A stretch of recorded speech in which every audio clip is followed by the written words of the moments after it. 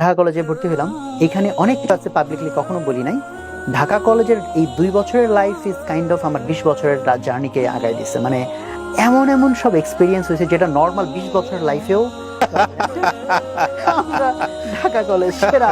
হ্যাঁ, আমাদেরকে কিসের টেস্ট আর একটা খুব কমন ট্রেন্ড ছিল ঢাকা কলেজে গাড়ি ভাঙা। কারেন্ট চলে যায়, কারেন্ট চলে গেলে সন্ধ্যার পরে যদি কারেন্ট চলে আসে পোলাপান সব এই বেল টেল্ট নিয়ে এই হকি স্টিক নিয়ে সব ওই ঢাকা কলেজের সামনে যেত, নিউ মার্কেটের ওখানে যত গাড়ি ভাঙচুর করতো। তখন পুলিশ আসতো, তখন বিদ্যুৎ সাহেব ফোন দিত, ভাই আপনার তাড়াতাড়ি কারেন্ট দেন, তাহলে পোলাপান ভাঙচুর করছে। এটা একটা খেলার মতো ছিল। শুধু এটার জন্য না, ঢাকা কলেজ নিয়ে যে ইমপ্রেশন, নর্মাল মানুষের ইমপ্রেশন, সেটার পেছনে কিন্তু এরকম ঘটনাগুলোই দায়ী। কারণ এগুলো এত বেশি স্প্রেড হয়, এত বেশি বড় করে আসে।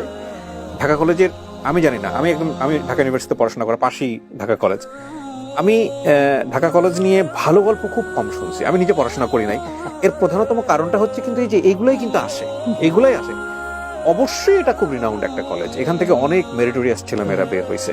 তো সব মিলে ধরেন ঢাকা কলেজের লাইফে আমরা ধরেন তো এরকম 5টা 7টা 8টা ঘটনা বলতে পারি যেটা আতঙ্কিত হওয়ার মতো। বাট দিন কতগুলি, দিন তো 365 দিন, অনেকগুলি। তো মানুষ তো ওইগুলি আনে যেটা কাজে এইটুকু দিয়ে ওই পারসেপশন তৈরি করা যাবে না টোটাল আহারে বাচ্চাদের প্রত্যেকটা দিন হরিবল যাচ্ছে না।